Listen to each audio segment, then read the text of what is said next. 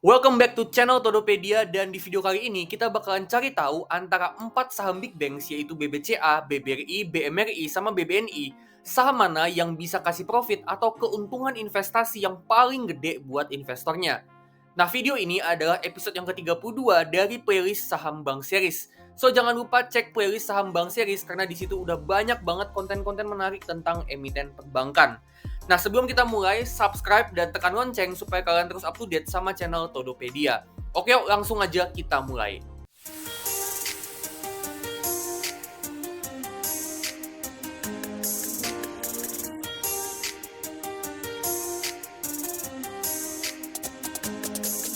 Oke, jadi kita bakalan simulasi antara saham BBCA, BBRI, BMRI, sama BBNI, mana yang bisa kasih keuntungan investasi yang paling gede. Kita bakalan simulasi dengan modal awal investasi itu sebesar 100 juta rupiah, dan kita bakalan investasi untuk jangka waktu 10 tahun ke depan. Kita bakalan hitung berapa sih keuntungan investasi yang bakalan kita dapat, yang mana keuntungan itu bentuknya ada dua. Pertama yaitu dividen yang kita dapat, dan yang kedua itu berapa pertumbuhan modal di tahun ke-10 nanti alias berapa capital gain-nya. Nah, dengan modal 100 juta, kalau kita beli 4 saham ini di harganya yang sekarang, BBCA di 10.075, BBRI di 4.840, BMRI di 6.400, dan BBNI di 4.870. Dengan modal 100 juta, itu kita dapat 99 lot untuk saham BBCA, 206 lot untuk BBRI, 156 lot untuk BMRI, dan 205 lot untuk BBNI. Oke, next kita mau buat beberapa asumsi. Pertama, untuk EPS awal, kita pakai EPS mereka di tahun 2023. BBCA di 395, BBRI 396, BMRI 589, dan BBNI 560. Next, sekarang kita buat estimasi pertumbuhan buat kedepannya. Sebagai pertimbangan, keempat bank ini sebenarnya punya potensi pertumbuhan yang cukup bagus buat kedepannya seiring dengan potensi pertumbuhan ekonomi Indonesia yang masih cukup bagus. Tapi kalau kita lihat di sini, BBCA di sini punya loan to deposit ratio yang paling kecil. Ini artinya BBCA punya potensi ekspansi kredit yang paling gede. Sedangkan untuk BMRI sama BBNI, loan to deposit rasionya ini yang paling gede. Jadi bisa dibilang potensi ekspansi kreditnya mereka berdua ini yang paling kecil. Jadi bisa dibilang ya, kasarnya BBCA ini potensi pertumbuhannya yang paling gede, dan BBNI kemungkinan besar itu yang potensi pertumbuhannya paling kecil. Sedangkan untuk BBRI kita pakai estimasi pertumbuhan yang lebih konservatif ya, karena BBRI ini kan sebagai bank yang spesialis UMKM, pertumbuhannya itu berpotensi untuk dihambat sama kenaikan beban pencadangan. Jadi untuk estimasinya kita pakai estimasi pertumbuhan itu sekitaran 12% per tahun untuk BBCA, 8% per tahun untuk BBRI, 9% per tahun untuk BMRI, dan 7% per tahun untuk BBNI. Next, kita tentuin asumsi untuk valuasi price to earnings atau PER di tahun ke-10 nanti ketika kita mau jual sahamnya. Ini gunanya buat ngitung berapa sih capital gain yang bakalan kita dapat nanti di tahun ke-10. Nah, untuk estimasi PER-nya, kita pakai aja rata-rata PER-nya mereka berempat dari 10 tahun terakhir. Untuk BBCA, kita pakai 24 kali, BBRI 15 kali, dan BMRI sama BBNI di 13 kali. BBCA ini PER-nya yang paling tinggi ya, dan ini wajar sebenarnya karena memang kinerja bisnisnya yang bagus banget dan pertumbuhan yang juga kencang dan konsisten banget. Next, untuk dividen payout ratio, kita pakai payout ratio mereka dari beberapa tahun terakhir. BBCA di 50%, BBRI di kisaran 65-85%, so kita pakai angka tengahnya 75%, BMRI ada di 60%, dan BBNI itu di sekitaran 40%. Nah, simulasi yang bakalan kita eksekusi itu caranya dengan kita beli sahamnya sebesar 100 juta rupiah secara lamsam. Jadi kita beli sahamnya cuma sekali aja di awal, dan setelah itu kita nggak beli lagi. Dan juga di simulasi ini kita nggak akan simulasi untuk reinvestasi dividen. Jadi di simulasi kali ini kita benar-benar pasif. Kita investasi 100 juta dan abis itu sahamnya kita diemin selama 10 tahun. Oke, kita langsung aja mulai simulasi, dan pertama kita mulai dari saham BBCA. Dengan kita beli saham BBCA dengan nominal 100 juta, kita dapat 99 lot saham BBCA. Nah, EPS-nya kita asumsiin pertumbuhannya itu adalah 12% tiap tahunnya.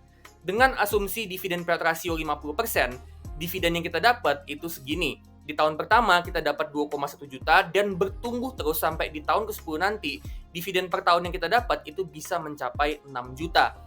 Nah, dengan EPS-nya BBCA yang tumbuhnya 12% per tahun, di tahun ke-10 itu kita dapat EPS-nya BBCA ada di 1226.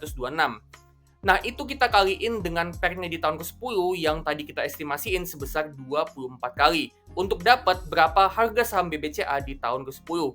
Jadi estimasi kita saham BBCA 10 tahun ke depan itu ada di harga 29.400.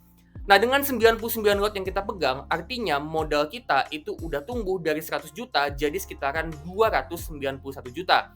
Dan kalau kita totalin semuanya ditambah dengan dividen yang kita terima tiap tahun, total uang kita di saham BBCA itu udah tumbuh dari 100 juta jadi sekitaran 329 juta. Next kita ke saham BBRI. Dengan uang 100 juta kita dapat 206 lot.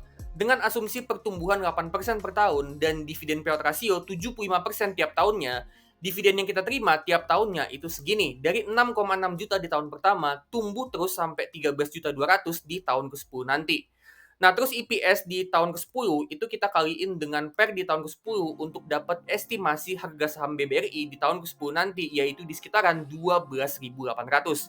Dengan 206 lot yang kita punya, artinya di harga 12.800, modal kita itu udah tumbuh dari 100 juta jadi 264 juta. Dan kalau ditambah dengan dividen yang kita terima, total uang kita di saham BBRI itu udah tumbuh dari 100 juta jadi sekitaran 359 juta. Nah, jadi di sini kita dapat bahwa keuntungan dari saham BBRI itu lebih gede ternyata dari saham BBCA. Tadi BBCA dari 100 juta jadi 329 juta. Di BBRI ternyata uang kita itu tumbuh dari 100 juta jadi 359 juta. Jadi keuntungannya lebih gede. Next kita lihat saham BMRI. Seberapa untung sih investasi di saham BMRI? Nah, dengan uang 100 juta itu kita dapat total 156 lot saham BMRI. Dengan pertumbuhan EPS itu 9% tiap tahunnya dan dividen payout ratio itu ada di 60% untuk saham BMRI. Dividen yang kita terima itu segini, dari 6 juta di tahun pertama tumbuh terus sampai 13 juta di tahun ke-10. Terus EPS di tahun ke-10 itu kita kalikan dengan PER di tahun ke-10 yang ada di 13 kali, kita dapat estimasi harga saham BMRI di tahun ke-10 nanti itu ada di 18.100. Di harga 18.100 dengan kita pegang 156 lot, artinya modal kita itu udah tumbuh dari 100 juta jadi 282 juta. Dan kalau kita totalin semuanya termasuk sama dividen yang kita terima tiap tahunnya, investasi kita di saham BMRI itu udah tumbuh dari modal awal 100 juta jadi total itu 374 juta di tahun ke-10. Jadi di sini kita dapat bahwa ternyata investasi di saham BMRI itu lebih menguntungkan dibanding saham BBCA sama BBRI. Dimana ketika kita taruh uang 100 juta di saham BMRI, dalam 10 tahun itu uangnya tumbuh jadi 374 juta. Lebih gede dari BBRI di 359 juta dan BBCA yang tadi kita udah lihat itu cuma 329 juta. Last but not least, kita simulasi saham BBNI. Seberapa besar cuan dari saham BBNI? Nah, dengan uang 100 juta kita beli saham BBNI, itu kita dapat total 205 lot. Dengan asumsi pertumbuhan EPS itu 7% tiap tahunnya dan dividen payout ratio 40%, dividen yang kita dapat itu sebesar 4,9 juta di tahun pertama dan tumbuh terus sampai 9 juta di tahun ke-10. Terus EPS di tahun ke-10 itu kita kali dengan estimasi PER di tahun ke-10 nanti yang ada di 13 kali. Dan kita dapat harga sahamnya BBNI di tahun ke-10 nanti itu ada di harga 14.300. Nah, dengan 205 lot, modal kita itu udah tumbuh dari 100 juta jadi 293 juta. Dan kalau kita totalin keuntungannya dengan dividen yang kita terima, total investasi kita di saham BBNI itu tumbuh dari 100 juta modal awalnya jadi 360 juta di tahun ke-10.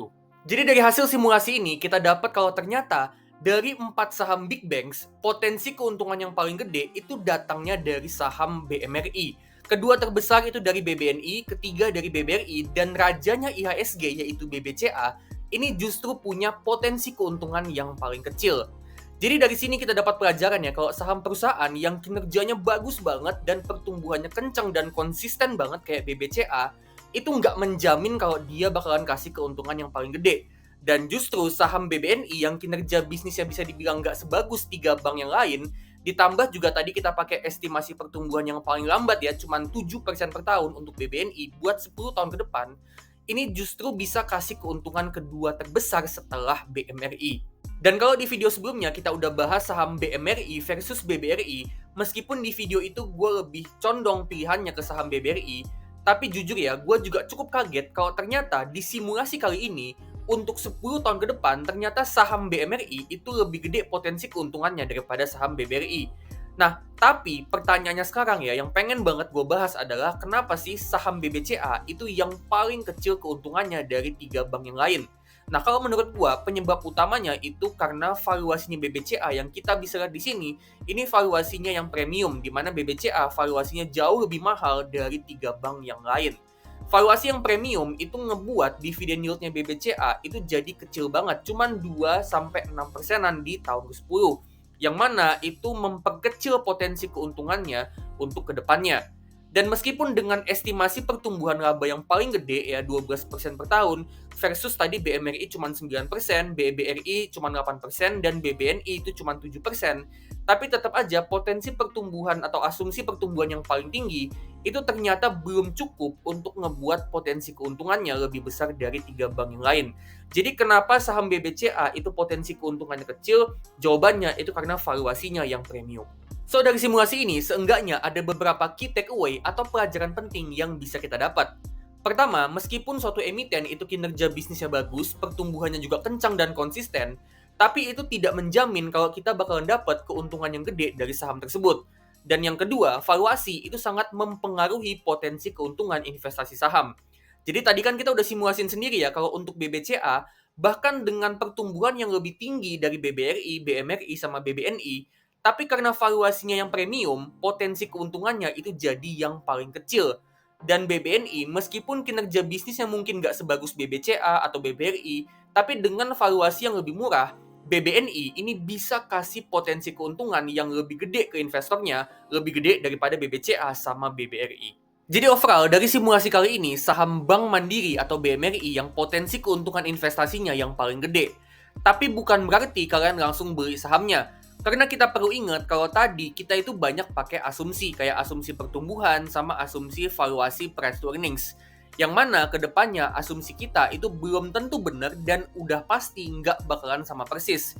Jadi tetap ya, kalian harus lakuin due diligence kalian dengan tetap analisa emitennya. Termasuk gimana kinerja bisnisnya dan gimana prospek bisnisnya untuk kedepannya. Nah, untuk ngebantu kalian analisa 4 emiten bank ini, gue pernah bikin video adu kuat saham Big Four Banks. Kalian bisa tonton video ini, linknya gue taruh di kanan atas. Oke, jadi sekian dulu untuk video kali ini. Kalau kalian suka sama video ini, jangan lupa klik like, bagiin juga video ini ke teman-teman kalian, dan kalian juga bisa kasih super thanks supaya gue makin semangat untuk bikin konten yang bermanfaat buat investasi kalian. Disclaimer ya, ini bukan perintah jual beli, ini juga bukan ujaran kebencian untuk saham tertentu, tapi ini cuma opini dan hasil analisa gua. Keputusan tetap di tangan kalian masing-masing dan pastiin kalian tetap do your own research. Oke, kalau gitu gua pamit dulu dan sampai ketemu di video selanjutnya.